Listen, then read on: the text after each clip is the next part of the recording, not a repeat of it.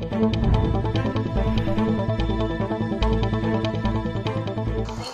की जो दृष्टि है, स्त्री दृष्टि, उस पे उस पे एक समझ बन जाएगी। आगे जो भी मैं चीज़ बोलूँगी उस पे एक समझ बन जाएगी। तो यहाँ मैं कोट कर रही हूँ डॉक्टर धर्मवीर को। इस देश में हिंदुओं की काफ़ी शादियाँ केवल झूठ के आधार पर होती हैं। अपने लेख झूठ पर खड़ी इमारत में धर्मवीर लिखते हैं कि मुझे बताया गया है कि ब्राह्मणों में यह मान्यता है कि सिर पर जितने बाल होते हैं, यदि लड़की की शादी में शादी करने के लिए उतने झूठ भी बोल दिया जाए तो यह जायज़ है। इधर मैं बता रहा हूँ कि मनुस्मृति के बंधक मजदूरों में यह परंपरा है कि शादी के समय लड़के वाले को अपने मालिक के खेतों को अपना बताया करता है। इसका उल्टा भी पूरा सच है। मैंने भारतीय समाज के अग्रों में ऐसे विवाह होते देखे हैं जब हाई स्कूल पास लड़के को पीएचडी की डिग्री प्राप्त लड़की ब्याही जाती है। मैंने पिक्चरों में भी वो दृश्य देखे हैं जब घी के लौट को कौवे ले जाते हैं। ये मैं नहीं कह रही, ये डॉक्टर धर्मवीर का कहना है। तो यहाँ पे मुझे रंग भेद से ना जोड़ा जाए, और ये मैं कोट कर रही हूँ कि फिर से मैं पढ़ रही हूँ, मैंने भारतीय समाज के अगरों में इसका उल्टा भी पूरा सच देखा है। और मैंने ऐसे विवाह भी देखे हैं जब हाई स्कूल पास लड़के की शादी पीएचडी पास लड़की से करा दी जाती है। और पिक्चरों में भी देखा है कि घी की लौट को कौवे ब्याह करके ले जाते हैं। तो पहली गलती जो कि पीएचडी पास लड़की की शादी मैट्रिक पास लड़के या मैट्रिक फेल लड़के से करा दी जाती है, वह तो बिना जानकारी के हो जाती है। लेकिन दूसरी जो गलती है वो जानबूझ के होती है, देख समझ के भी होती है। ठीक है, और यह विवाह की शुरुआत होती है और इसका दूसरा छोर कहाँ जाता है? तलाक तक की इजाज़त दे देता है। इन दोनों के बीच में लंबा और दुखदाई गृहस्थ जीवन पड़ता है जिसमें कई बार मनुष्य कुचले जाते हैं। तो इस पूरे पैराग्राफ को पढ़ने के पीछे में मेरी यही सोच थी कि विवाह संस्था पे जो प्रेमचंद बाद में उनकी जो धारणा बनी है या उनकी चेतना विकसित होती है, उसको दिखा सकूं कि जिस समाज में प्रेमचंद रह रहे थे, जिस समाज में प्रेमचंद लिख रहे थे, वो समाज आज की तरह इतना प्रगतिशील या आज जिस हम दौर में जी रहे हैं, उत्तराधुनिक दौर में, वो समाज उतना प्रगतिशील या उत्तराधुनिक नहीं था। उस समय लड़कियों को घर में बंद रखा जाता था। स्त्री शिक्षा की बात तो बहुत कम थी। ऐसी बात नहीं है। जब प्रेमचंद लिख रहे थे उस समय भी स्त्री शिक्षा की बात थी, और प्रेमचंद के शुरुआती दिनों में स्त्री शिक्षा इतनी प्रबल रूप में नहीं थी जितनी कि बाद में जब वो प्रगतिशील आंदोलन वगैरह से जुड़ जाते हैं तब रही होगी। और इस क्रम में मैं एक चीज़ आपको बताते चलूँ कि महादेवी वर्मा जब प्रेमचंद लिख रहे थे उस समय शायद वो 8 या 9 क्लास में रही होंगी, और वो अपनी कविताओं को लिख के प्रेमचंद को पढ़ने के लिए भेजा करती थी, और प्रेमचंद उनकी कविताओं को बहुत अप्रिशिएट करती थी। और महादेवी ने एक जगह लिखा है कि मुझे कई बार तो विश्वास ही नहीं होता था कि प्रेमचंद जैसे बड़े लेखक वो मेरी कविताओं को पढ़ रहे हैं और उनको मेरी कविता अच्छी लग रही है, और उसकी वो बड़ाई कर। और कुछ दिनों तक तो वो बहुत जैसे होता है ना कि कोई बड़े लेखक आपका नाम ले रहे हैं, और एकदम शुरुआती दौर में 8 क्लास की बच्ची तो क्या उनका रहा होगा उस समय, उनकी क्या ज़मीन रही होगी साहित्य के उसमें। तो प्रेमचंद जैसे बड़े लेखक उनकी रचनाओं के बारे में उनको अप्रिशिएट करते हैं। तो जो स्त्री शिक्षा पे प्रेमचंद की आलोचना कभी कभी की जाती है कि उनकी अपनी बेटी नहीं पढ़ी है, और प्रेमचंद घर में शिवरानी देवी ने जो लिखा है उसके हवाले से कि उनकी खुद की बेटी ने बहुत अच्छे शिक्षा नहीं प्राप्त की जितनी शिक्षा की उनके पुत्रों को मिला है। तो इसके लिए मुझे लगता है कि प्रेमचंद की मानसिकता से ज़्यादा उनके घर के हालात जिम्मेवार रहे होंगे। जो आदमी 7 रुपये का जूता नहीं खरीद सकता था उस दौर में, जिस दौर में वो लेखन कर रहे थे, और अपनी गांधी जी के आह्वान पे अपनी जमी जमाई हुई नौकरी को, एक नौकरी, एक अदद छोटी सी नौकरी, क्लर्क की नौकरी पाने के लिए भी आज लोग क्या क्या नहीं करते हैं और क्या क्या नहीं करना पड़ जाता है। अपनी इतनी अच्छी जमी जमाई हुई नौकरी, इंस्पेक्टर की नौकरी को वो लात मार देते हैं और स्वतंत्रता आंदोलन में हिस्सा लेते हैं गांधी जी के कहने पे। उस आदमी की आलोचना स्त्री शिक्षा पे मुझे नहीं लगता है कि इस तरह से ठीक है। स्त्री कुछ जगहों पे स्त्री के जिस रूप को उन्होंने चित्रित किया है, मालती वाली चीज़ को अगर मैं थोड़ा दरकिनार रख के देखूँ कि मालती को जो वो कहते हैं कि वो ऊपर से तितली है और अंदर से मधुमक्खी है, इस बात पे प्रेमचंद की बहुत आलोचना होती है, बहुत ज़्यादा क्रिटिसिज्म उनका किया गया है इस बात पे। प्रोफेसर वीर भारत तलवार भी लिखते हैं कि ये लेखक जो स्त्री को भोग्य की वस्तु एक तरह से मान रहे हैं ना, ऊपर से तितली है, अंदर मतलब तितली मान रहे हैं, उसका अपना अस्तित्व कुछ नहीं है।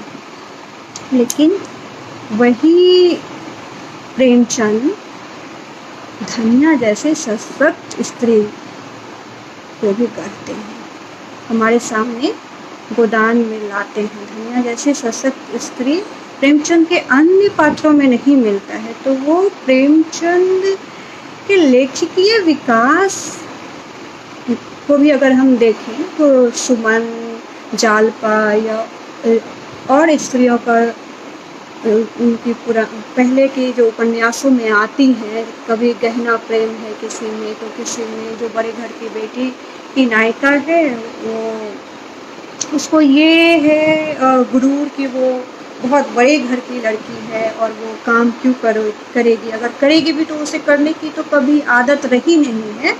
तो जैसे कि वो कहती है कि इतना घी तो हमारे यहाँ नौकर चाकर खा जाते थे, बड़े घर की बेटी, जो कहानी आप लोग पढ़े होंगे तो आप लोग को ध्यान होगा। तो इसमें ये दिखाया गया है कि एक बहुत बड़े घर की बेटी की शादी जब सामान्य घर के आदमी से हो जाती है तो सामंजस्य बिठाने में किस तरह की समस्या आती है लड़कियों को, खासकर लड़कियों के साथ साथ दूसरे परिवार को भी। तो ये जो बेमेल विवाह है ये भी एक बड़ी समस्या है समाज में, और प्रेमचंद के समय में तो ये समस्या थी ही, आज भी ये समस्या है। कहीं ना कहीं हम देखते हैं कि हम जिस स्टेटस में अमूमन ये देखा गया है कि लड़की के पिता जिस सामाजिक स्थिति में स्वयं रहते हैं, अपने से ऊंचे के खानदान में लड़की को देने की परंपरा हमेशा रही है। अभी रामायण चल रहा है, रामायण या कृष्णा धारावाहिक, तो अगर मिथ को भी आप देखें तो मिथ में जो है कृष्ण की बहन है, वो अर्जुन से शादी करना चाहती है, लेकिन बलराम उसका दुर्योधन से शादी करवाना चाह रहा है। क्यों? क्योंकि वहाँ संबंध स्त्री का अपना संबंध नहीं बनता है, वहाँ घर का संबंध बनता है कि एक बड़े कुरु वंश की महारानी बनेगी मेरी बेटी। वहाँ स्त्री के अपने विचार को, उसकी अपनी भावना का महत्व उतना नहीं दिया जाता है। लेकिन ये भी गौरतलब है कि जो आदिवासियों में देखने में ये समस्या हमारे यहाँ खासकर हिंदी पट्टी में आप ज़्यादा देखेंगे। अपने से बड़े घर की बेटी बड़े घर में बेटी को ब्याहा जाएगा ताकि वहाँ वो सुख से रहे। भले हम उस बेटी को पढ़ाने में 1 रुपये की खर्चा नहीं करें, बचपन से ही जेवर बनाने का जो चलन है हमारे यहाँ, जेवर दे दीजिए, शादी के लिए जेवर तैयार कर दीजिए, फिर क्योंकि उसको एक पराया धन मान लिया जाता है। एक ये वाली चीज़ कहीं ना कहीं प्रेमचंद उठाते हैं, मुझे लगता है इस मुद्दे को भी। लेकिन ये समस्या आपको आदिवासी समाज में नहीं मिलेगा। और अगर कृष्ण को सच माना जाए या वो जो गोपी और द्वारिका को सच माना जाए, तो वहाँ देखिए आदिवासी परंपरा से इस चीज़ को मैं जोड़ सकती हूँ या जोड़ना चाहूँगी कि आदिवासियों में है कि एक खास निश्चित समय में जो आदिवासी स्त्री है, आदिवासी पुरुष है, वो एक जगह पे इकट्ठा होते हैं। कुछ जगहों पे इसको घोटुल कहा जाता है, कुछ जगहों पे अलग अलग नाम है, साउथ में अलग नाम है। और जो भी सोशियोलॉजी के विद्यार्थी होंगे वो जानते होंगे कि इस तरह की परंपरा अभी भी आदिवासी समाज में, या जो भी आदिवासी है वो जानते ही होंगे कि साथी को चुनने की परंपरा, हाँ, साथी को चुनने की क्या कहिएगा, उनका चुनाव स्त्री के हाथ में है। वहाँ जो लड़की है वो अपने साथी का चुनाव करती है कि उसके लिए भावी साथी कौन सही रहेगा, जिसके साथ मुझे पूरी ज़िंदगी बितानी है, वो मेरे लिए सही है कि नहीं। 10 दिन 15 दिन वो घोटुल में रहते हैं, एक दूसरे को जानते हैं, समझते हैं, और फिर उन्हें लगता है कि अगर शादी होनी चाहिए तो शादी करते हैं। और अगर लगता है कि मैं इस लड़के के साथ नहीं रह सकती, मेरा निवाह इसके साथ नहीं होगा, तो बहुत आसानी से अपने समाज में फिर वापस आ जाते हैं। और वहाँ इस चीज़ को एक टैबू की तरह नहीं देखा जाता है। और शायद यही कारण है कि कुछ जगहों को छोड़ के, जहाँ मॉडर्निटी अभी बहुत आ गई है और तलाक के केसेस या एक दूसरे को छोड़ने की, बिना तलाक दिए छोड़ देने की चीज़ें भी देखने को मिल रही हैं, खासकर मिजोरम में। लेकिन कुछ और जगहों पे वो शादी खूब चलती है, क्योंकि वहाँ दोनों घर में एक दूसरे, दोनों का सामंजस्य होता है। घर में पुरुष भी सहयोग करता है, स्त्री भी सहयोग करती है। वो सहयोग आपको हिंदुओं में, रीति रिवाज कहते हैं, हिंदुओं में वो सहयोग हमें नहीं मिल पाता है। ऐसे देखिए कि यहाँ 2 चीज़ें हैं यहाँ शादी में। शादी वाली चीज़ को प्रेमचंद के साथ व्यावहारिक दृष्टिकोण को मैं जब दिखा रही हूँ, इसलिए दिखा रही हूँ कि यहाँ स्त्री को समझने के लिए आपको बहुत सारे पॉइंट्स मिल जाएंगे। जब शादी एक बड़े घर की लड़की, जब शादी छोटे घर के उसमें आ जाती है, मान लीजिए अमूमन देखा गया है हमारे यहाँ कि कोई IAS बन गया, मान लीजिए प्रोफेसर बन गया, छोटे घर से है, उसका स्टेटस तो अचानक से चेंज हो गया, रातों रात चेंज हो गया ना। घर में खाने को नहीं है, उसने बहुत स्ट्रगल किया और स्ट्रगल काम आया, पढ़ने में अच्छा है और वो IAS बन जाता है या PCS अधिकारी बन जाता है या प्रोफेसर बन जाता है। रातों रात उसके स्तर जो कहते हैं ना, उसमें भेद हो जाता है। जहाँ हो सकता है कि उसकी माँ किसी के घर में काम करने जा रही हो सकता है कि बहुत निम्न मध्य वर्ग से हो, अचानक से अपर वर्ग में वो चले आता है और यही क्लास करना शुरू होता है। यहीं पे जो समस्या आती है ना, यहीं से आती है। जो लड़की आई है, जिस लड़की को आपने खरीद के एक तरह से, जिस लड़की ने आपको खरीद लिया एक तरह से, आप करोड़ों में बिक गया है, 2 करोड़ में, 4 करोड़ में, 5 करोड़ में, जैसी बोली लगती है हमारे समाज में और आज भी वो लगी रही है। डीएम का तो पता नहीं कितना बोली लगेगा, और जो ये प्रगतिशीलता का मुखौटा है वो मंच पे भाषण देने तक ही होता है। रियल ज़िंदगी में जब आप आते हैं तो वो प्रगतिशीलता बहुत कम काम करती है। चाहे वो जाति को लेके हो, चाहे वो दहेज प्रथा को लेके हो, अगर ऐसी बात नहीं होती, हम जेएनयू जैसी जगहों पे भी बहुत बड़ी बड़ी की जाती है प्रगतिशीलता की बातें की। कभी कभी तो मुझे लगता है कि जो दक्षिण पंथी, जिसको कि वहाँ लुम्पेन कहा जाता है, जेएनयू में लुम्पेन कहने का चलन है, वो लुम्पेन कभी कभी प्रगतिशील जैसा काम कर देते हैं। और जो प्रगतिशील हैं, जो कि कोट एंड अनकोट बड़े प्रगतिशील हैं, वो तथाकथित लुम्पेन की तरह काम करते हैं। तो ये हमारे समाज की सच्चाई है, समाज का नंगा सच है। उसको बिना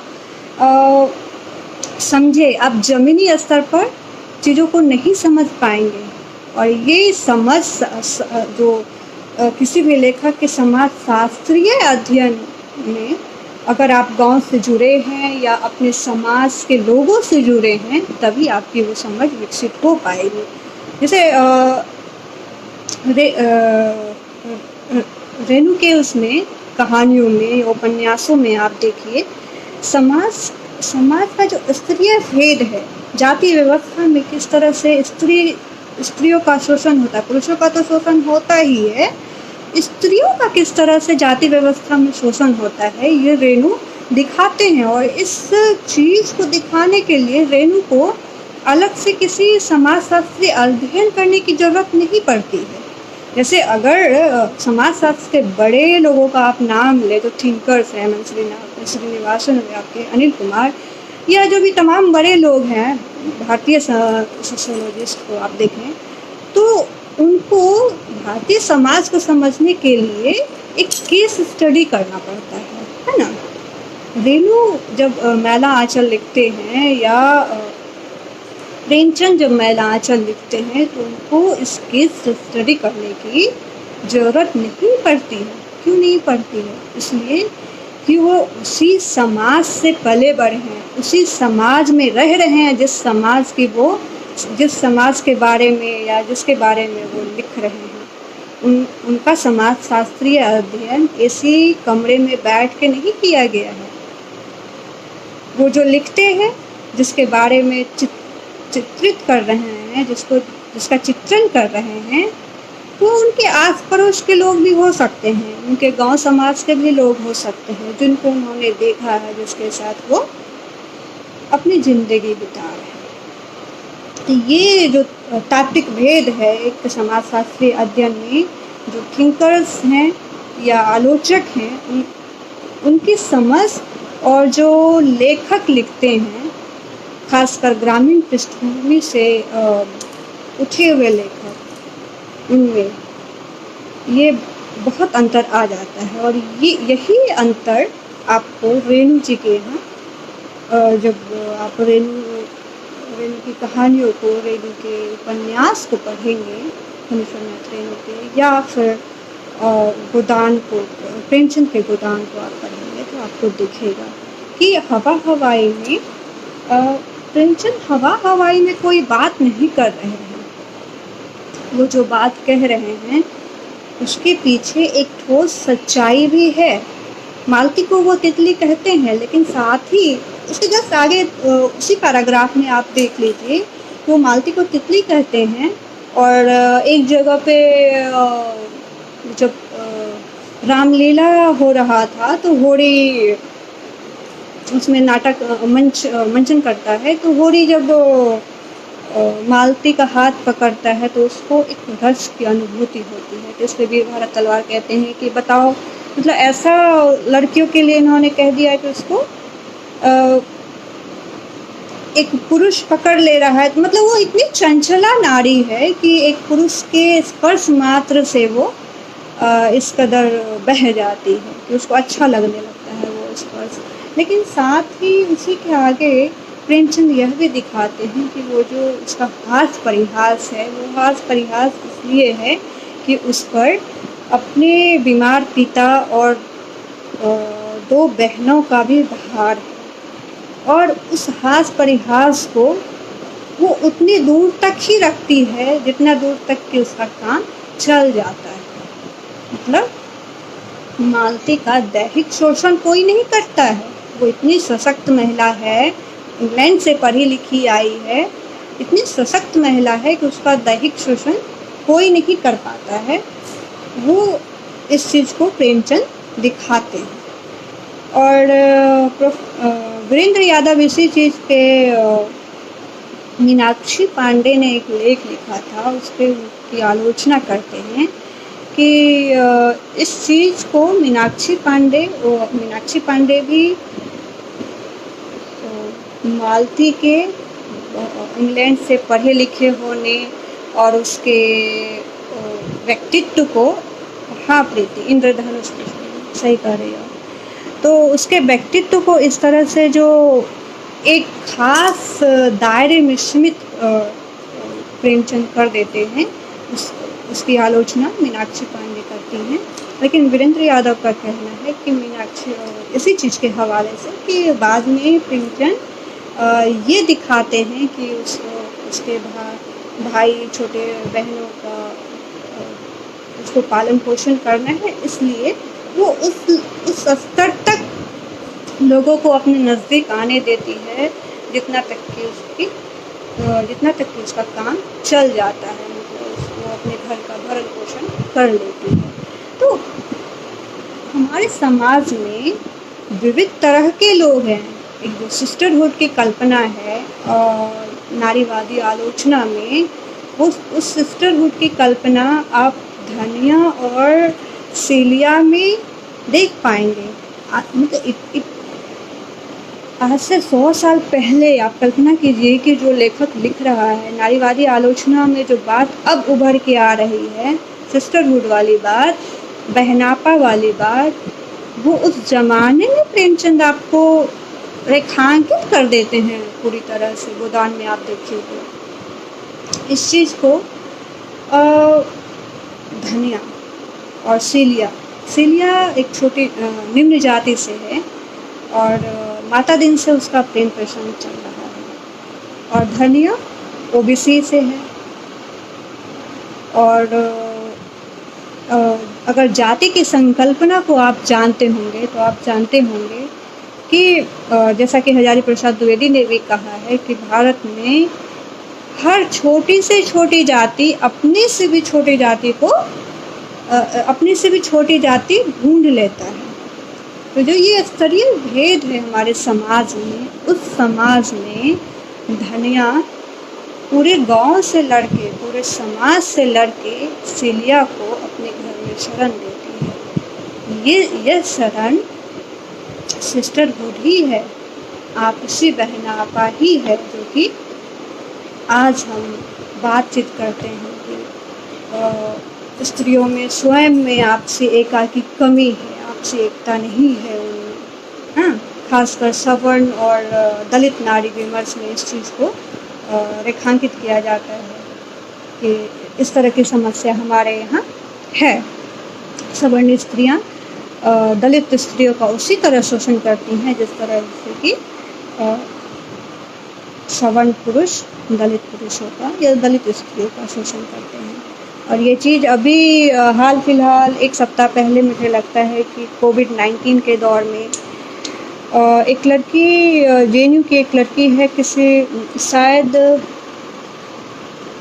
किसी कोएड हॉस्टल में रह रही है, मुझे भी उस हॉस्टल का नाम ध्यान नहीं है। उसने फेसबुक पे इस पोस्ट को डाला हुआ था कि उसको वो संभावित सस्पेक्ट है कोविड-19 की, और सिर्फ इसलिए तमाम हॉस्टल मेट्स जो कि अपने आप को प्रगतिशील कहते हैं, वो उसको जातिवादी गालियां तक उसको सुनने को मिल गया।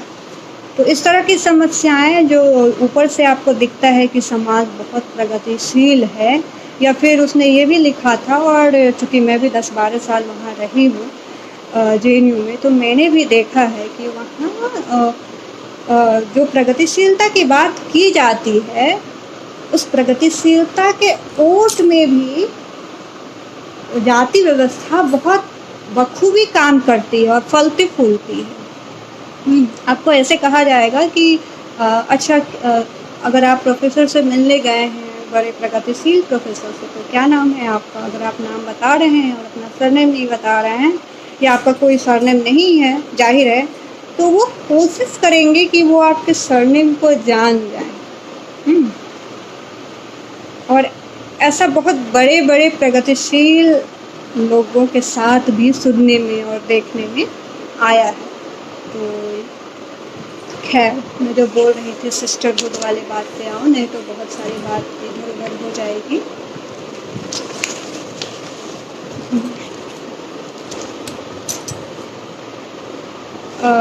अच्छा, प्रेमचंद की नारी वाले बात पे जो अभी मैं आई थी, उस पर प्रेमचंद के नारी पात्रों में अगर देखें हम तो बहुलता है। उसको जो उसकी नारी है उसको एक ही सांचे में ढाल के आप नहीं देख सकते हैं। शुरुआत में जैसे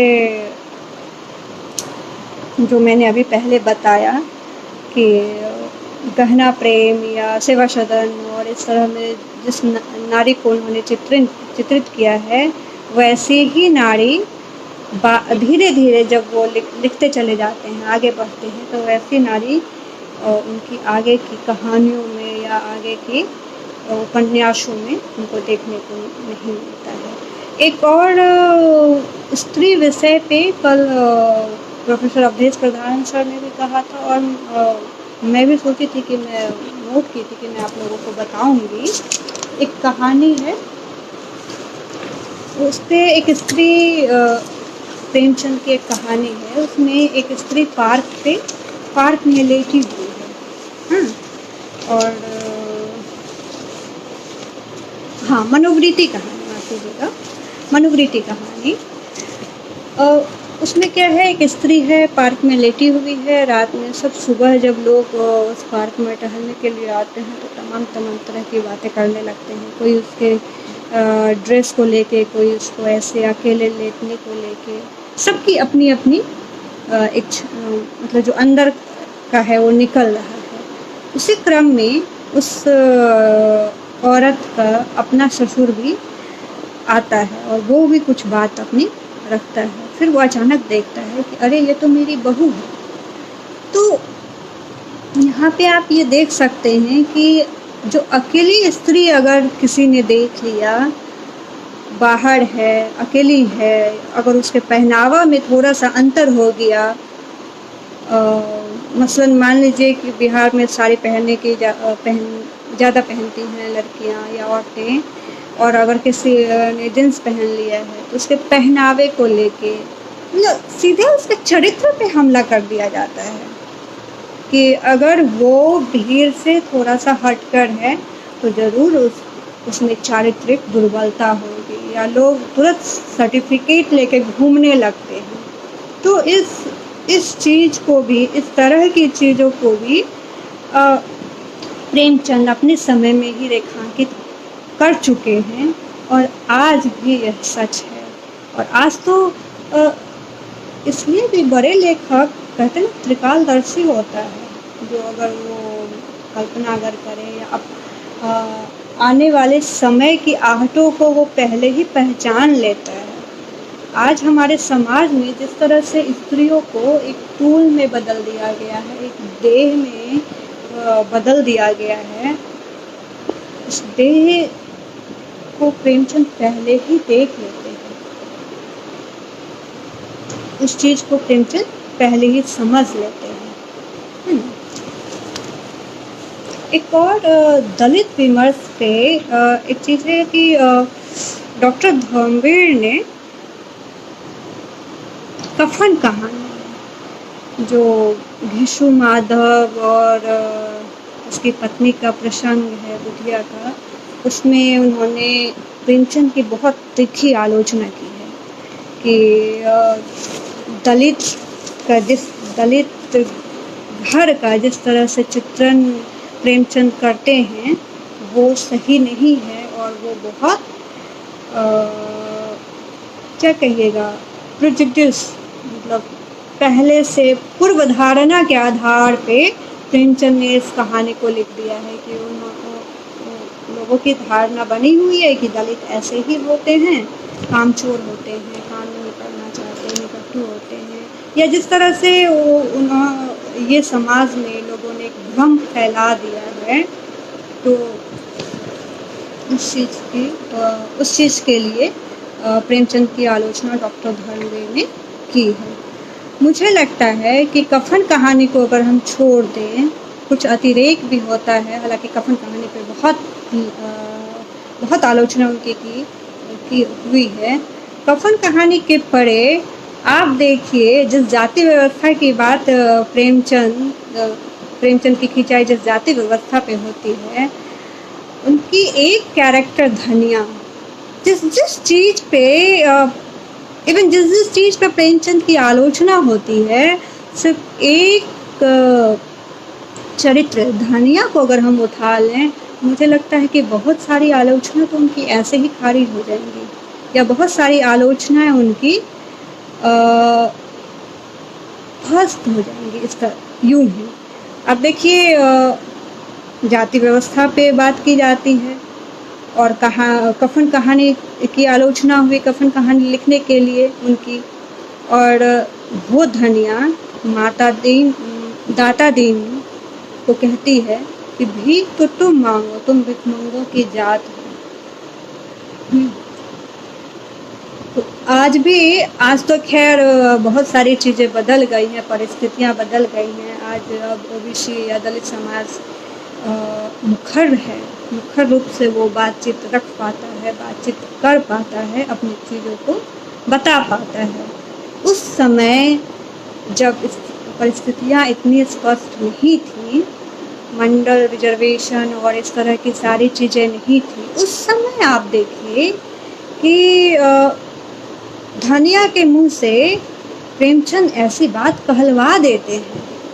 तो एक जो ये मंदिर मस्जिद वाला बात है कि आप मंदिर जाते हो, मंदिर में जो तमाम लोग जाते हैं, उसका पैसा आप एक्सेप्ट कर रहे हो, वो जो चंदा दे रहे हैं या फिर उनके घर में आप पूजा कर रहे हैं।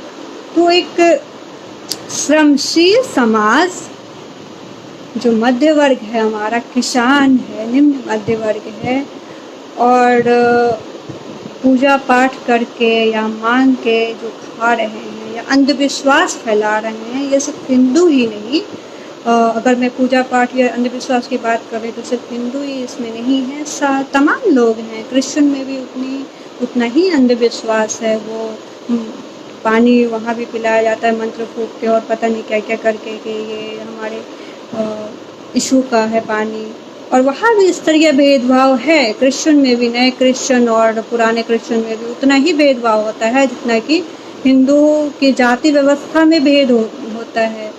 यूरोप में भी आप देखिए कि ब्लैक और वाइट में अभी तो इतना बड़ा आंदोलन छिड़ गया अमेरिका में, फ्लाइट को लेके इतना बड़ा आंदोलन छिड़ गया। तो वो ऐसे ही नहीं छिड़ गया, सदियों से जो ब्लैक को दबाया जाता है, दबाया गया, उस दमित, उस पीड़ा का उभार है ये आंदोलन।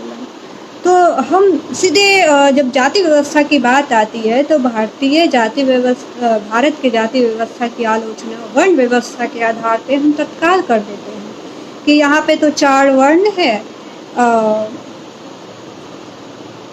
ब्राह्मण, क्षत्रिय, वैश्य और शूद्र, और यूरोप में इस तरह की संकल्पना नहीं है, तो वहाँ जाति व्यवस्था नहीं है। लेकिन वहाँ कौन सी व्यवस्था है? स्तरीय भेदभाव है। एक धनाढ्य वर्ग है, एक जिसके पास एक वंचित तबका है जिसके पास पैसे नहीं हैं, एक वाइट है, एक ब्लैक है। तो इस तरह का भेदभाव है। क्रिश्चियन में भी वहाँ 2 तरह के क्रिश्चियन है, उसमें भेदभाव है। जो नए कन्वर्टेड क्रिश्चियन है, चाहे वो भारत के हो या कहीं के हो, उनमें भेदभाव है। मुस्लिम में भी ये भेदभाव है। मुस्लिम में भी जाति व्यवस्था नहीं है, वहाँ स्तरीय भेदभाव मुस्लिमों में भी है। तो हर धर्म में, धर्म अगर मार्क्स ने कहा है कि धर्म अफीम है, तो ऐसे ही नहीं कहा होगा कि धर्म अफीम होता है, अफीम की तरह है कि एक बार अगर कोई धर्म के चंगुल में फंस गया तो वो बाहर नहीं निकल पाता है। हाँ, और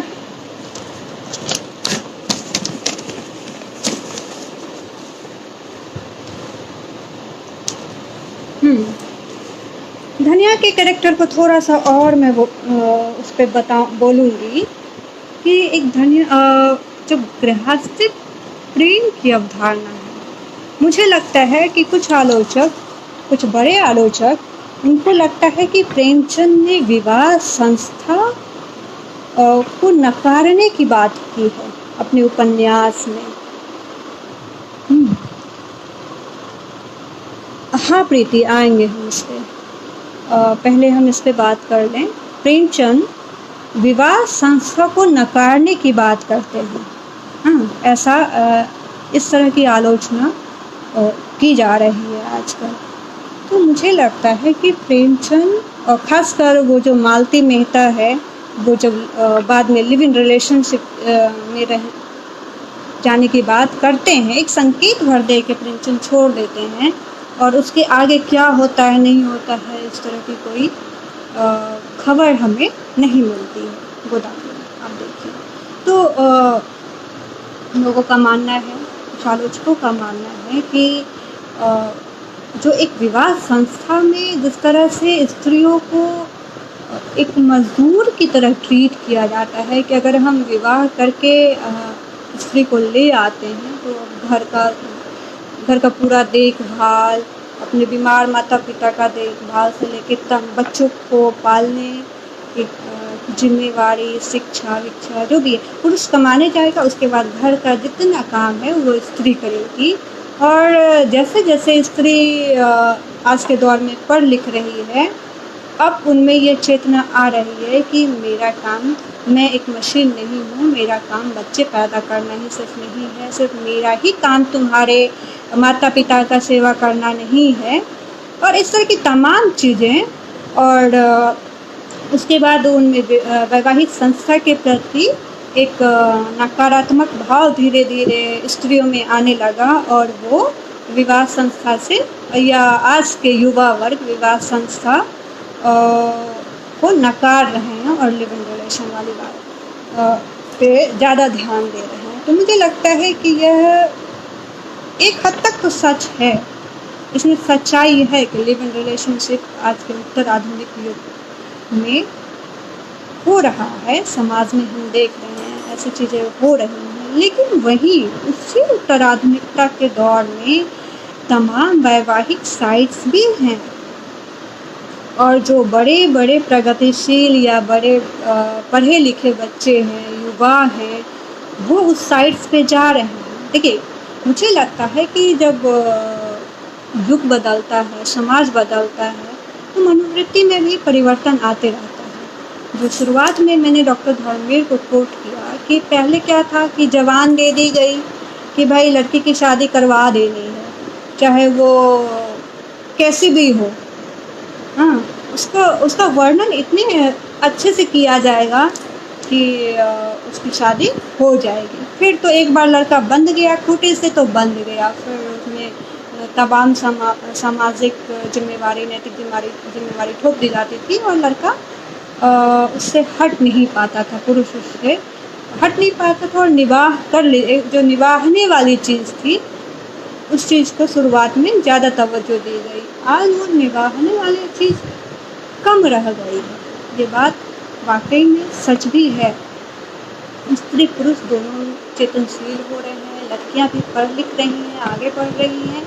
तो जो वैवाहिक साइट्स हैं, आज न्यूक्लियर फैमिली की संकल्पना है हमारे समाज में। एकल परिवार, जो परिवार टूटा है, वाकई में ये सच है कि परिवार टूट रहे हैं। जो पहले दादा ताऊ चाचा चाची सब एक साथ जो एक साझा परिवार होता था, वो परिवार टूट रहा है, और एकल परिवार की संकल्पना बन गई है, सुदृढ़ है अभी समाज में। तो एकल परिवार में जब दोनों मियाँ बीवी मान लीजिए कामकाजी हैं, या नहीं भी कामकाजी हैं, अगर पुरुष कामकाजी है, स्त्री बच्चे की देख रेख कर रही है, तो उनके पास इतना समय नहीं है या उतना लिंक नहीं है। पहले क्या था ना कि अगर किसी का घर शहर में है और गांव बगल से कस्बा से लोग आ रहे हैं, तो मुझे तो ध्यान है कि मेरी माँ या मेरी बड़ी माँ, ये लोग, हम लोग के यहाँ हमेशा एक दो आदमी का खाना हमेशा ज़्यादा बना रहता था, क्योंकि गांव से लोग आने वाले हैं, कब आ जाएंगे, तो तुरंत जो है वो दिया गया, फिर अपने लिए बना। तो आज के समय में इस तरह की चीज़ हम कल्पना भी नहीं कर सकते, क्योंकि लोग समाज से कट रहे हैं, सामाजिक संस्थाओं पे भी चोट हो रही है। और जहाँ कामकाजी महिलाएं हैं, एक ये भी चीज़ है कि उनके पास इतना समय नहीं है कि वो बैठ के बच्चे को भी देखे, अपने ऑफिस का भी काम करे और फिर अपने मेहमानों को भी अटेंड करे उसी तरीके से। तो जो दुर्गा की 10 हाथ वाली कल्पना है, वो कल्पना ही है, वास्तविकता में ऐसा तो होता नहीं है। तो मुझे लगता है कि समय के साथ साथ पुरुषों में भी बदलाव आ रहा है, और ये जो जितने भी युवा होंगे, जुड़े होंगे, वो जान रहे होंगे, या अपने घर आस पड़ोस में भी देख रहे होंगे कि पहले अगर कोई पुरुष अपनी पत्नी का नाम लेके बुला लेता था या उसका घर का डोमेस्टिक कुछ काम सहयोग कर देता था, तो उसको हमारे तरफ तो बिहार में मौगा कहा जाता है, एक शब्द मौगा। हाँ, तो ये बात कही जाती है, लेकिन आज वो हर घर में है वो चीज़ें। आप देखिएगा कि हर पुरुष अपनी स्त्री का सहयोग कर रहा है, तभी न्यूक्लियर फैमिली की जो संकल्पना है या जो न्यूक्लियर फैमिली आज के समाज का है, वो इतने आराम से चल रहा है। तो वैवाहिक संस्था पे चोट नहीं आई है, एक जो परिवार का है ना, परिवार का वो बदल गया है। विवाह तो वैसे ही अभी भी हो रहे हैं, कम स्त्रियां हैं जो ये डिसीजन लेती हैं कि वो बच्चे नहीं पैदा करेंगे। सृजन भी अपने आप में, चाहे वो साहित्य का सृजन हो या बच्चों का सृजन हो, सृजना वो भी बहुत कला अलग चीज़ है वो। और उससे अगर मुख मोड़ के अगर उस संस्था पे ही चोट आएगी, तो मुझे नहीं लगता कि समाज का जो स्ट्रक्चर है, समाज का जो ढांचा है, वो बहुत दिन तक चल पाएगा। तो इसलिए ये जो बात की जाती है कि वैवाहिक प्रेमचंद वैवाहिक संस्था पे चोट कर रहे थे, और विवाह को वो धीरे धीरे उनके विचार में विवाह से मोह भंग जैसा होने लगा। ऐसी बात मुझे नहीं लगता है कि सही है। अगर ऐसी बात होती तो आज भी जो प्रेमिकाएं हैं वो प्रेमी से विवाह करने के लिए, अमूमन देखते हैं ना कि प्रेमी प्रेमिकाओं में तब तक तो ठीक है जब तक कि विवाह की बात नहीं आती है। जहाँ बंधने वाली बात आ जाती है कि भैया इसकी परिणति विवाह हो, तो फिर बड़ी बात हो जाती है। क्योंकि विवाह जैसे गाड़ी को चलाने के लिए बहुत समझदारी और बहुत क्या कहिएगा, वो प्रैक्टिकल चीज़ वाली बात है। आपको बहुत जीवन में प्रैक्टिकल होना पड़ता है। किसी ने कुछ कह दिया तो थोड़ा गम खा के भी आपको रहना है। मेरा कहने का ये मतलब नहीं है कि अगर वो थप्पड़ मार रहा है तो आप फिर उसको सुनते जाइए, लेकिन आप ऐसी परिस्थितियाँ लाइए ना, अपने आप को इतनी सशक्त बनाइए कि उसकी ज़रूरत ही नहीं पड़े। जो अभी एक मूवी आई थी थप्पड़, एक थप्पड़ से वो तलाक तक पहुंच जाती है, ये वाली बात है। तो भैया आप प्रोफेसर की बेटी थी। अच्छा, क्या होता है ना, स्त्रियों में भी बहुत सारी चीज़ें हैं। लड़कियां, बहुत सारी लड़कियों को मैंने समाज में देखा है कि वो स्ट्रगल नहीं करना चाहती हैं। अब इसको इस चीज़ से ना जोड़ दिया जाए कि स्त्री बहनापे में कमी और इस तरह की बात में, अगर स्त्रियों में भी कुछ कमी है तो उस चीज़ को भी रखा जाना चाहिए। शॉर्टकट रास्ता अपनाना स्त्रियां भी करती हैं। बहुत सारी कहानियों में, बहुत सारे उपन्यास में आपको देखने को मिलेगा। रेणु के उपन्यास में भी काफ़ी, पलटू बाबू रोड में आप देखिए, रेणु के उपन्यास पलटू बाबू रोड में उसमें स्त्रियां भी स्त्रियों का शोषण करती हैं, स्त्री शोषित हो रही है और स्त्रियां आगे बढ़ने के लिए उसको एक टूल की तरह प्रयोग में लाया जा रहा है। घर के लोग ही प्रयोग कर रहे हैं और वो उसमें सहयोग भी देती है। एक किसी अन्य उपन्यास में आप देखें कि जो ये मुजफ्फरपुर वाला कांड है कि लड़कियों को जिस तरह से उसका दैहिक शोषण होता है, उस तरह का रेणु पहले ही चित्रित कर चुके हैं अपने उपन्यास में कि स्त्री भी उसमें सहयोग करती हैं। और अगर इस सहयोग के लिए स्त्री की आलोचना की जाए तो मुझे लगता है कि वो गलत नहीं है, क्योंकि आप चेतनशील हैं, पढ़े लिखे हैं, तब भी अगर आप इस तरह का कार्य कर रहे हैं तो आपकी आलोचना होनी चाहिए और ये ज़रूरी भी है, चाहे वो दलित स्त्री हो, सवर्ण स्त्री हो या कोई भी स्त्री हो जो चेतनशील है, पढ़ी लिखी है, जहाँ उसमें चेतना की कमी नहीं है। जैसे आप देखिए ये जो मादा भ्रूण हत्या वाली बात होती है, सबसे ज़्यादा मादा भ्रूण हत्या पढ़ी लिखी औरतें करती हैं और उनका बहाना क्या होता है, मैं इसको बहाना ही कहूँगी घर में, भैया आप IPS हैं, प्रोफेसर हैं और जहाँ पे कि आपको पावर है, पावर स्ट्रक्चर में आप इन कर चुकी हैं। अगर आपका पति मान लीजिए कि आपको कहता है कि उसे बेटी नहीं चाहिए, आपको बेटी चाहिए, आपसे सख्त महिला है भाई, असिस्टेंट प्रोफेसर हैं, एसोसिएट प्रोफेसर हैं, कहीं मान लीजिए कोई डॉक्टर ही है, कोई कुछ, मतलब कि इतना है कि वो उसका अपने पर्स पर अधिकार है, वो कमा रही है, अपना निर्णय ले सकती है। और अगर वो स्त्री मादा भ्रूण हत्या, और ये एक केस स्टडी में आया है, मैं इसलिए दावे के साथ कह रही हूँ कि अगर वो स्त्री मादा भ्रूण हत्या करती हैं, करवाती हैं जाके, तो यहाँ पुरुषों के साथ साथ स्त्रियों की भी गलती है, उतनी ही भागीदारी है जितनी कि एक पुरुष व्यवस्था में जो पुरुषवादी मानसिकता उससे संचालित हो रही है, उसकी पोषक वो स्त्री कहीं ना कहीं बन रही है। और ऐसा नहीं है कि उनको ज़बरदस्ती बनवाया जा रहा है, वो बनती हैं और ये हम अपने समाज में देखते भी हैं, नहीं तो इतनी दहेज हत्याएं और इतनी चीज़ें नहीं होती हमारे समाज में।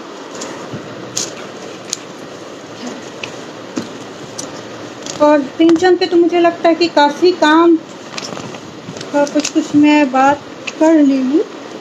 और रेणु पे अगर हम आए, रेणु के प्रेम दृष्टि पे, रेणु के पात्रों में, उनके पात्रों में भी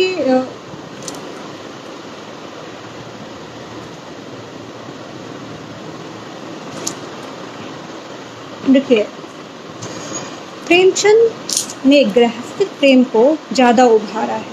चाहे आप धनिया होरी के प्रेम प्रसंग, मैं प्रेम प्रसंग इसलिए कहूँगी कि बहुत जो छोटी छोटी पति पत्नियों में जो चुगलबाजी होती है, जिस तरह की चीज़ें होती हैं, उस तरह की चीज़ें धनिया और होरी में दिखता है। और ठीक उसके बेटा में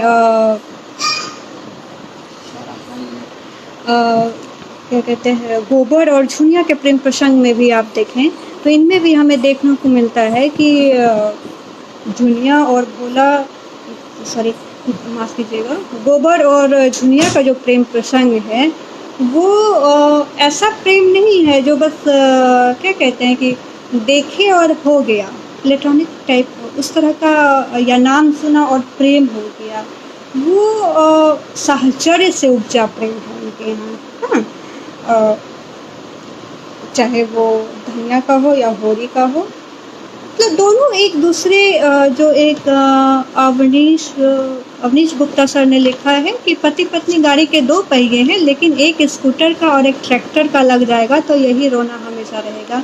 हाँ, मैं सहमत हूँ। अगर होरी और धनिया के उस पर भी आप देखें तो जहाँ पे होरी कमज़ोर होता है, धनिया वहाँ मजबूत बन जाती है, जहाँ धनिया कमज़ोर होती है वहाँ होरी मजबूत होता है। तो यही चीज़ किसी भी घर को चलाती है। अगर हम प्रेमचंद की चीज़ों को देखना चाहें, प्रेमचंद क्या मैसेज देना चाह रहे थे इस चीज़ से, तो जो एक दो पहिया है ना, रथ का या गाड़ी का, वो दोनों समान हो, मतलब विचारों से समान नहीं हो, मतलब जिंदगी को चलाने के लिए दोनों को जहाँ पे एक थोड़ा कम हो रहा है वहाँ दूसरा पूरक का प्रयोग करे। इसलिए धनिया को प्रतिपूर्ति भी कहा जाता है, होरी का मतलब उसका वो है, होरी जहाँ पे कमज़ोर हो जाता है वहाँ धनिया मुखर हो जाती है। याद कीजिए कि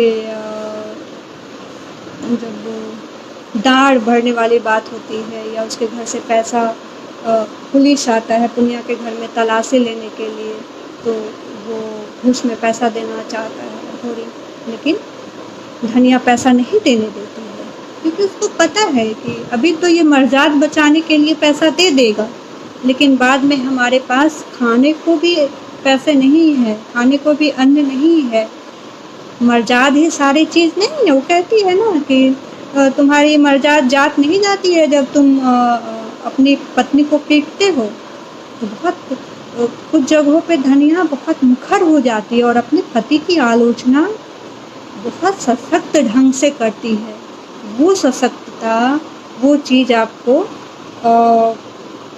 जो गोविंदी है, गोविंदी के यहाँ पैसा है, सब कुछ है, लेकिन गोविंदी को वो प्यार, वो सम्मान उसके घर में नहीं मिलता है। उसको पता है कि गोविंदी का जो पति है वो मालती पे आसक्त है, मालती के आगे पीछे करता है। और यहाँ ठीक है इसके उल्टा दोनों में देखिए, जो मेहता है वो शुरू में गोविंदी की बहुत बड़ाई करता है कि क्या उसको गोविंदी जैसी बनने को कहता है। बाद में हालांकि उसमें परिवर्तन आता है, उसका हृदय परिवर्तन, उसको प्रोफेसर वीरभद्र तलवार के शब्दों में कहें तो हृदय परिवर्तन हो जाता है। इस तरह की चीज़ें प्रेमचंद दिखाते हैं। तो खैर हम आएंगे इस पर रेणु जी पे, रेणु की कहानी और उनके स्त्री पात्र पे कुछ थोड़ी सी चर्चा मैं कर लूँ। तो रेणु के यहाँ जो स्त्री पात्र है या जो प्रेम है, रेणु के उपन्यास या रेणु के कहानियों में प्रेम का जो रूप दिखता है वो गृहस्थिक प्रेम से अलग हमारे संवेदना के, मतलब कि हमारे मन के तार को झंझना देने वाला प्रेम है। वो अलग अलग तरह का प्रेम है, उसको कह सकते हो। रेणु के यहाँ प्रेम का संगीत बजता है, सूरदास वाला जो प्रेम के पीर के लेखक हैं, तो वैसा ही प्रेम का पीर हमें रेणु के कहानियों में भी, रेणु के उपन्यास में भी देखने को मिलता है। आप उनकी किसी भी कहानी को देखिए, चाहे उन छोटी से छोटी कहानी, मृदंगिया में देखिए रमपियारी जो बजाता है, और फिर चिक बनाने वाली जो कहानी है उसमें देखिए, या फिर लाल पान की बेगम, इसमें भी प्रेम का अलग रूप हमको देखने को मिलता है। या फिर तीसरी कसम की नायिका, वहाँ तो प्रेम का अद्भुत वर्णन हमें देखने को मिलता है, जो एक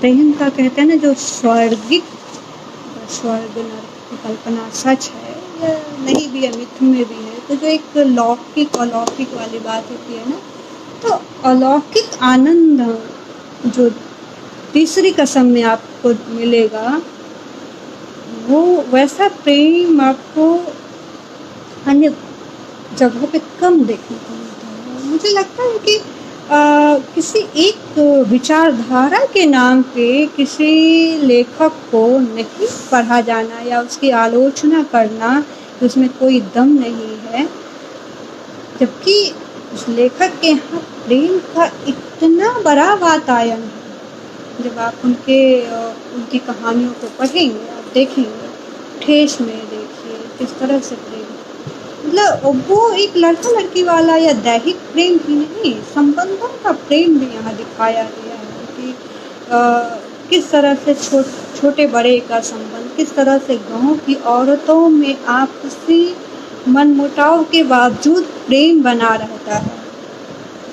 यहाँ तो अगर किसी से भी थोड़ा सा भी खड़का हो गया तो पता चले कि हम ज़िंदगी भर उससे बात ही नहीं करें। आप लाल पानी की बेगम में ध्यान दीजिए, मतलब जो पानी भरने औरतें जाती हैं, न जाने कितनी बातें कह देती हैं उसको।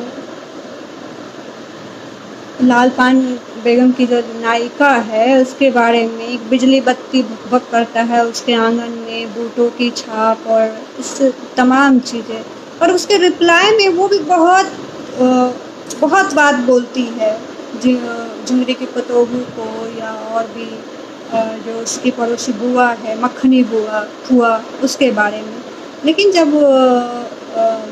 मेला देखने जाना है तो सबको साथ ले जाती है, अपने गाड़ी पे बैठाती है, और बहुत सारी चीज़ें हैं लाल पान की बेगम। जब आप पढ़ेंगे तो आपको बार बार पढ़ने का मन करेगा।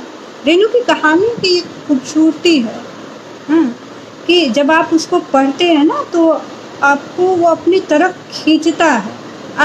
आजकल जो कहानियाँ लिखी जा रही हैं, मुझे हमेशा लगता है, मैं और भी पहले भी एक जगह अपने विद्यार्थियों को बता रही थी कि उनकी जो आजकल कहानियाँ लिखी जा रही है यथार्थपरक या विचारधारा से जोड़ के, जिस पे कि रेणु की तमाम आलोचना रामविलास शर्मा ने की है, कि उनमें कहीं ना कहीं विचारधारा की कमी है उनकी कहानियों में या उनके उपन्यासों में। महिला आंचल की भी आंचलिकता की बात उठती है, लेकिन इसमें एक खास विचारधारा रेणु टिक के नहीं रह पाते हैं, या अंधविश्वास को बहुत ज़्यादा अतिरेक करके दिखाया गया है महिला आंचल में। डॉक्टर रामविलास शर्मा ने इस कसौटी पे रेणु की आलोचना की है।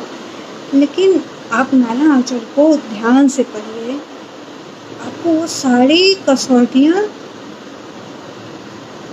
पता नहीं उस कसौटी पे तो मुझे लगता है कि क्यों किसी खास विचारधारा पे, क्यों किसी कहानी को, किसी उपन्यास को जो देख के पढ़ा जाए। आप पाठक पे छोड़ दीजिए ना, पाठक क्या पढ़ना चाहता है।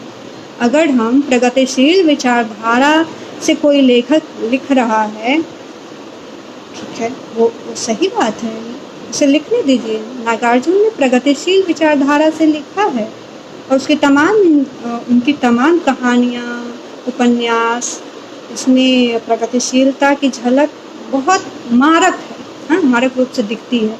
मतलब वो सत्ता को, मतलब आँख में आँख देख के बात करते हैं। लेकिन रेणु अपने जीवन में प्रगतिशील थे, लेकिन कोई रचनाकार जरूरी नहीं है कि वो अपने जीवन में प्रगतिशील है। तो ठीक उसी प्रगतिशीलता वाली क्या कहें, एक सांचा जो हम बना लेते हैं, उसी सांचे में हम लिखें। हमारे लिखने का तरीका अलग होता है। वो जो परीक्षा एक जेएनयू में भी होती है, और आजकल बहुत डिमांड में, शायद ऑनलाइन एग्जामिनेशन के समय इसको हो सकता है कि ऐसी परिकल्पना हो जाए कि बुक खोल के लिखने की जो एक चीज़, ओपन बुक एग्जाम, कुछ इस तरह से जो चीज़ें हैं। तो मतलब कि उसमें क्या है ना कि सब अपने तरीक़ों से चीज़ों को लिखते, चीज़ों तो सबके पास वही अवेलेबल है, हाँ, सब राइटर सब लिख रहे हैं। मान लीजिए एक ही विषय पे 5 लोग लिखते हैं, तो 5ों का लिखने का तरीका अलग होता है, अलग तरीके से वो लिखेंगे। तो रेणु जब प्रेम पे लिखते हैं तो उनका तरीका अलग होता है, वो सीधे आपके हृदय से आपको कनेक्ट कर लेता है, और उस एक कनेक्शन को पाने के लिए बड़े बड़े लेखक तरस जाएंगे, मुझे लगता है। क्योंकि उनके यहाँ, उनकी कहानियों में विचारधारा से लेके तमाम चीज़ें हैं। हो सकता है कि उन्होंने पूरा का पूरा 100 पेज का लंबा ये चीज़ लिख दिया, बड़ी कहानी लिख दी है, लेकिन पाठक से वो कनेक्ट ही, वो जो कहना चाह रहे हैं पाठक समझ ही नहीं पा रहा है। तो वो फिर वो विश्वविद्यालय या लाइब्रेरी के लिए लिखी गई कहानी है, वो उस कहानी से पाठक अपना जुड़ाव महसूस कभी नहीं कर पाएगा। ये तो आप लिख लीजिए, कभी नहीं कर पाएगा। जिस तरह से कि हम रेणु की कहानियों से, रेणु के उपन्यासों से अपने आप को तत्काल जोड़ लेते, तत्काल अपने आप को कनेक्ट कर, रसाभास की उपस्थिति हमारे मन में तुरंत चलने लगती है। आप प्रशांत और कमली का प्रेम प्रसंग देखिए, बहुत आराम से चलने वाला है। मतलब कि डॉक्टर जाता है देखने, कमली बेहोश हो जाती है, डॉक्टर प्रशांत उसको देखने जाता है, और डॉक्टर है उसे तो तुरंत पता चल जाता है कि इसकी बीमारी है क्या। उसको बताने की, उसका इतिहास बताने की ज़रूरत नहीं पड़ती है, उसको पता चल जाता है वो चीज़ कि इसको हिस्टीरिया का लक्षण है। जो भी मनोविज्ञान पढ़े होंगे या मनोविज्ञान के विद्यार्थी होंगे वो जानते होंगे कि हिस्टीरिया का लक्षण सबसे ज़्यादा औरतों में ही होता है। हिस्टीरिया औरतों की ही बीमारी है। होता क्या है, तो क्यों होता है? ये उनके सेक्सुअल डिजायर को बंद करके जो हमने रख दिया है, जो सेक्सुअलिटी को, लड़कियों की सेक्सुअलिटी पे जो तमाम तरह के बंधन लगे हैं, उसके कारण हिस्टीरिया रोग होता है, जिसमें कि जो आपके मन में चल रहा है ना, फ्राइड ने भी जो कहा है, या हाँ फ्राइड ने ही हिस्टीरिया की बात की थी। तो जो सेक्सुअल डिजायर है, जब वो चीज़, उस चीज़ की पूर्ति नहीं होती है, तो इस तरह के लक्षण दिखते हैं। तमाम डॉक्टर से भी आप पूछिएगा कि जो भी ये जो भूत प्रेत आने वाली चीज़ें हैं गांव में, बहुत ज़्यादा भूत प्रेत औरतों को क्यों आता? उसके देह में देवी आ गई है, या उसके देह में इस तरह की चीज़ें आ गई है। वो देवी वो भी थोड़ी ना कुछ होती है, वो सब अटेंशन सीकिंग चीज़ें हैं कि परिवार में उसको कोई उस पर ध्यान नहीं दे रहा है। तो ध्यान खींचने की चीज़ है।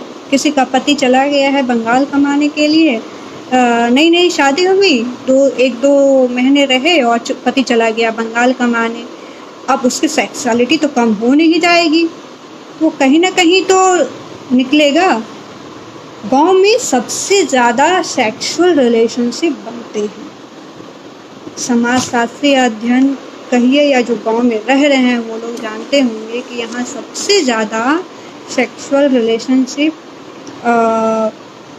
भाभी देवर जीजा साली, ये तमाम तरह की चीज़ें जो है ये होता है। लेकिन चूँकि वो ऑर्गेनिक सोसाइटी है हमारा गांव, तो उसमें वो छिप जाता है, लोगों को पता नहीं चलता है। शहर की चीज़ें एक दूसरे को तुरंत पता चल जाती है, लेकिन जब आप गांव में आपको तुरंत पता नहीं चलेगा। आप अगर उनके साथ घुल मिल जाएंगे, उनकी भाषा में जब आप बात करने लगेंगे, तो आप देखिएगा कि जो तमाम 2 फिंगर और फिंगर रेज करने वाली जो आज बहुत अपने आप को प्रगतिशील मानते हैं कि जो वो गाली या फक क्यों कह दिया, तो उससे कि ये बहुत सिनेमा में उसको बहुत प्रगतिशील माना जाता है कि ये बहुत प्रगतिशील हैं ये लड़कियां।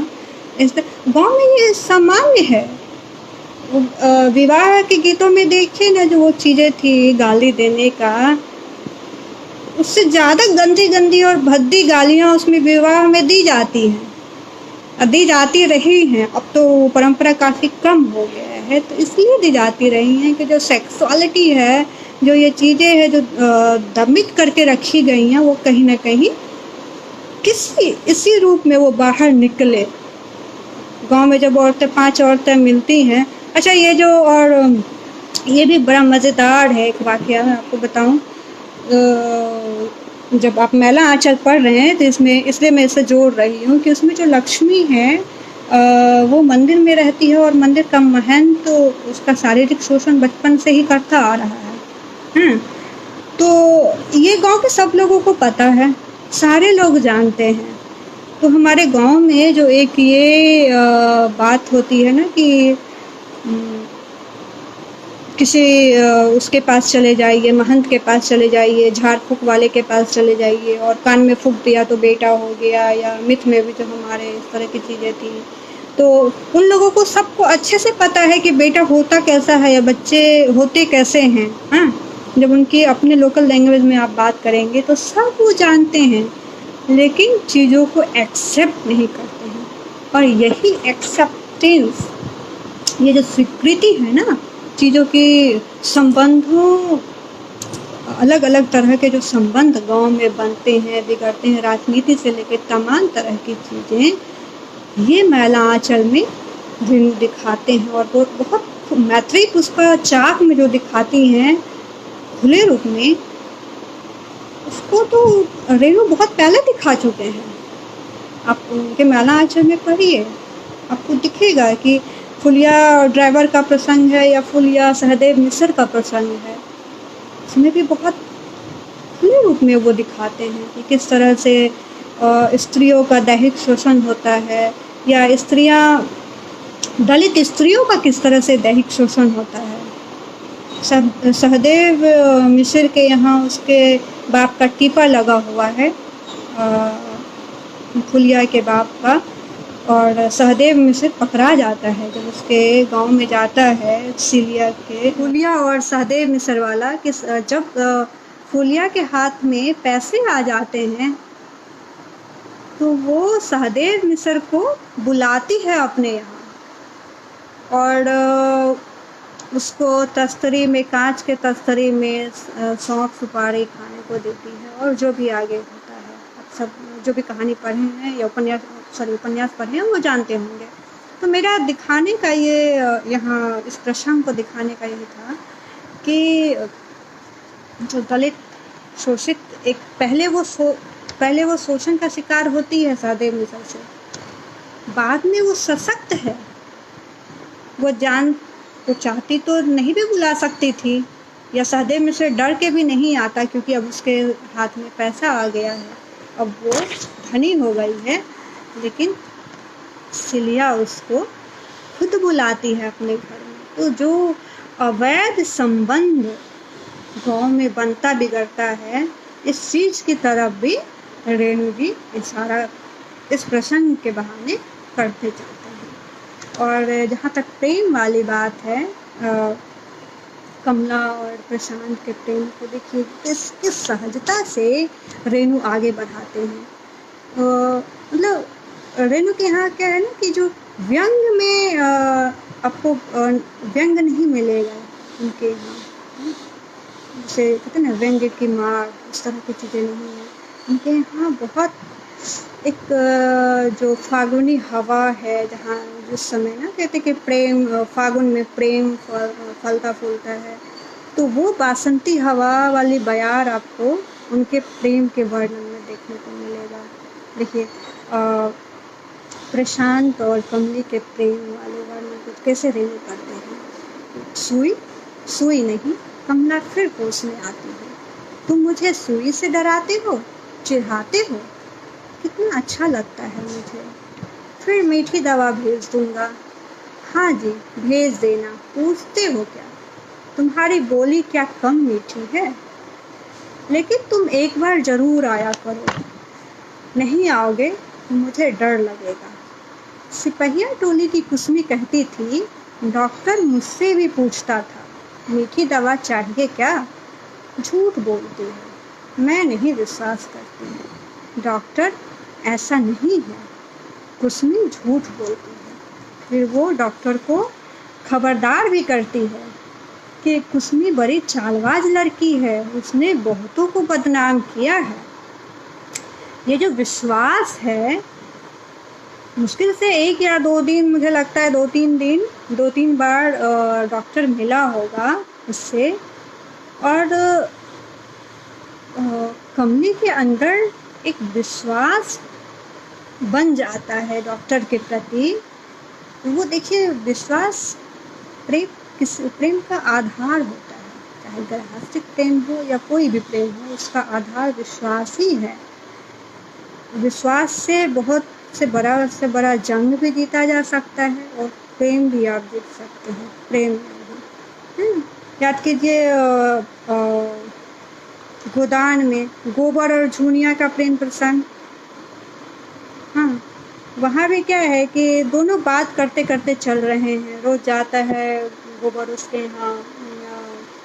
उनका प्रेम कब शुरू होता है, जब वो भूसा लाने के लिए झुनिया के घर जाता है, और करीब हर दिन झुनिया सिवान तक उसको, मतलब घर के उसके गांव के अहाते तक छोड़ के जाती है। और फिर उसी बातचीत में उसे छोड़ने में वो उन लोगों में जो बातचीत होता है, उस बातचीत में उनका प्रेम आगे बढ़ता है। एक उदाहरण मैं दूंगी। उसी में जब आगे बढ़ता है तो जो गोदान में प्रेमचंद ने लिखा है कि गोबर झुनिया बात करते करते कब गांव की सीमा में आ गए पता ही नहीं चला।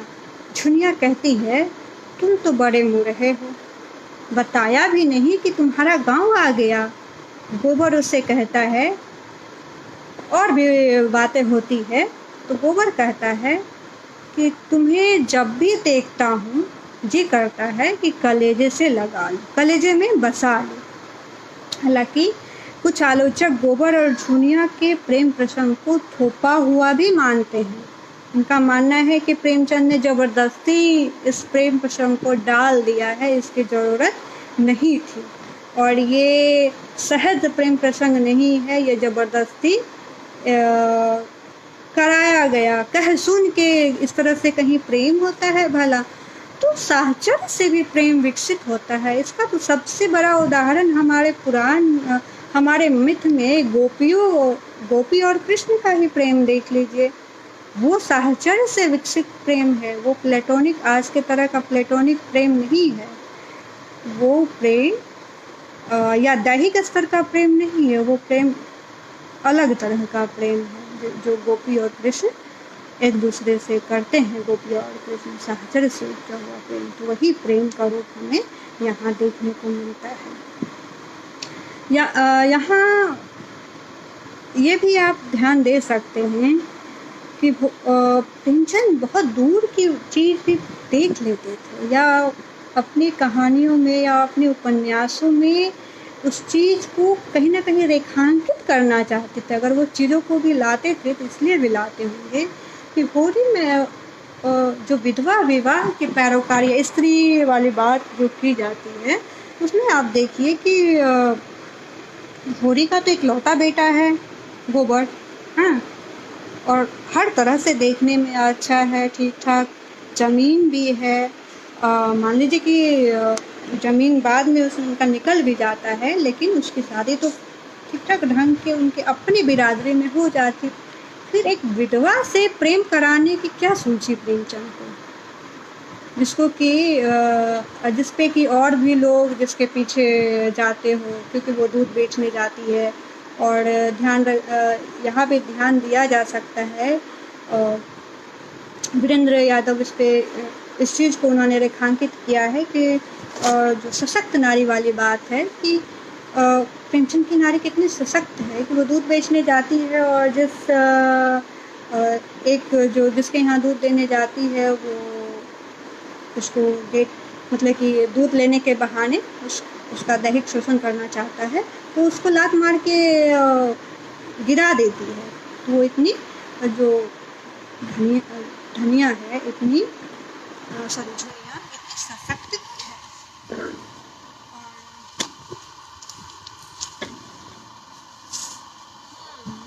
और वीरेंद्र यादव या और भी जो अभी बात उठ रही है प्रेम में सबाल्टर्न प्रेमचंद और रेणु, इन दोनों को जो सबाल्टर्न पद्धति से अगर आप समझें, तो सबाल्टर्न वाली बात की जाती है उसमें कि इन्होंने जो पिछड़े हैं, दलित हैं, उस स्त्रियों को किस तरह से सशक्त प्रेमचंद ने बनाया है। हाँ, इसमें मैं कोट अनकोट पढ़ रही हूँ।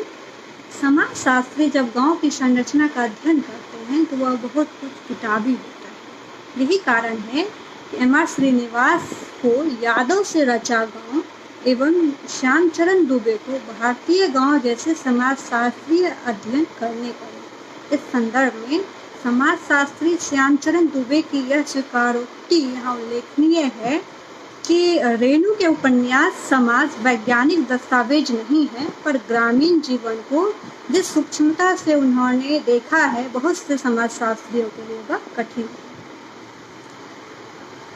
प्रेमचंद और रेणु दोनों ने प्रेम के प्रपंच को भी उभारा है। सिलिया माता दिन प्रसंग हो या फिर मैला आंचल के सहदेव मिश्र और फुलिया चमाइन का प्रेम प्रसंग हो। जो अभी इससे पहले मैंने इंगित किया था कि फुलिया सहदेव मिश्र जब उनके घर में पकड़ा जाते हैं तो फुलिया चाहती तो उस समय वो बता सकती थी कि सहदेव मिश्र उसके साथ क्या करता है, लेकिन फुलिया चुप रह जाती है। तो इसमें वही बात है कि उसके ज़मीन का टीप सहदेव मिश्र के घर के पास है, इसलिए वो डर से इस चीज़ को नहीं बताती है। तो यहाँ पे जो दलित सवर्ण और दलित जो सबाल्टर्न पद्धति से जो बात की जाती है उसमें कि एक सवर्ण और दलित में जो प्रेम होता है वो प्रेम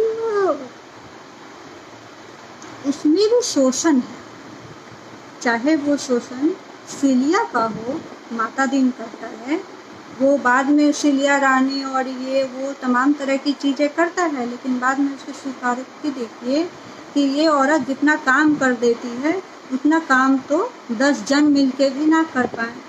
तो उसका दैहिक शोषण नहीं कर, दैहिक के साथ साथ उसका भावनात्मक और शारीरिक हर तरह का शोषण वो करता है। उससे मजूरी, औरत से ज़्यादा मजूरी करवाता है और देता क्या है, खाने भर को खाना और पहनने को कपड़ा भी वो ठीक से सिलिया को नहीं देता है। और उस शोषण का विरोध सिलिया नहीं कर पाती है। उस शोषण का विरोध कहीं ना कहीं धनिया करती है, लेकिन उस शोषण का विरोध सिलिया नहीं कर पाती है। लेकिन दलितों में चेतना का उभार उस समय हो गया था, अम्बेडकरवादी विचारधारा वगैरह उस समय आ गई थी, इसलिए आप देखेंगे कि जो सिलिया का बाप है वो माता दिन के मुंह में हड्डी वगैरह डालने की बात करता है। उसके डाला तो क्या होगा, शायद अतिरेक भी हो सकता है, पेंशन में लिखा हो, या उसके मुंह में हड्डी डाल देता है कि मुझे तुम तो हमें ब्राह्मण नहीं बना सकते हो, हम तुमको चमार बना देते हैं। तो अभी कल परसों जो प्रगतिशील आलोचक एक अजय तिवारी वो भी बोल रहे थे कि जाति व्यवस्था इस तरह से जाएगी कि मान लीजिए एक ऐसा कहा गया कि ऐसा आप कर सकते हैं कि सब ब्राह्मण बन जाएंगे, सब मान लीजिए त्रिपाठी लगा लीजिए। तो मैंने उनसे प्रश्न किया कि ठीक है, सब त्रिपाठी क्यों लगाएंगे भाई, सब चमार लगाइए ना। आप ऊपर जो सामाजिक व्यवस्था है, भारत की जातीय संरचना है, उसमें आप सबको वही, फिर तो वो भेदभाव बना ही रहेगा ना। आप कहीं ना कहीं इसमें स्तरीय भेदभाव मान रहे हैं, तभी ना उर्दूगामी वाली बात कर रहे हैं कि सब त्रिपाठी लगाए, सब सवर्ण वाला लगाए।